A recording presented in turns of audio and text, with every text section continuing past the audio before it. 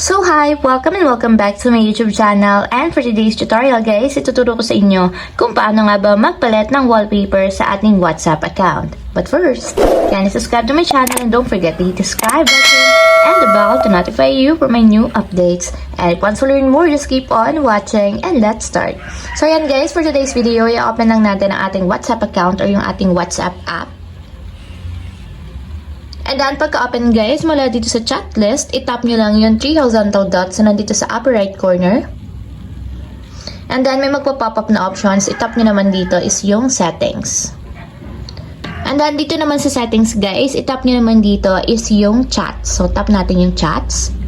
And then, after nyan guys, hanapin nyo lang yung wallpaper dito sa display. Tap nyo yung wallpaper. And dito, pwede nyo nang palitan yung wallpaper ng inyong chat screen o ng inyong conversation screen. So, tatap nyo lang yung change na nandito sa baba. And dito guys, pwede kayong mamili sa mga bright colors or wallpapers na merong mga designs. So, depende sa inyo. And dito naman is mga solid colors.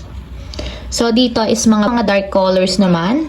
And pwede din kayong pumili sa inyong gallery or album. So, dito na lang ako pipili sa bright colors. So, for example, is ito na lang. So, yan. Ganyan yung magiging itsura or preview ng inyong conversation screen once na ganyan yung pinili niyo. So, kapag ito yung gusto nyo gawing wallpaper, tap nyo lang yung set wallpaper na nandito sa baba. And automatic yan guys, ganyan na yung lalabas sa inyong chat screen or sa inyong conversation screen kasi yan na yung inyong wallpaper. So, kung gusto nyo ulit palitan, ganun ulit guys, change and then pili lang kayo ng photo or picture, then set wallpaper.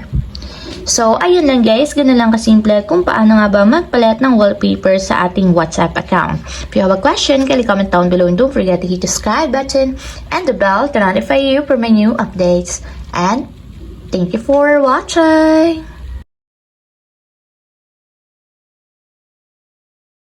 Living life, every day, late at night, not okay.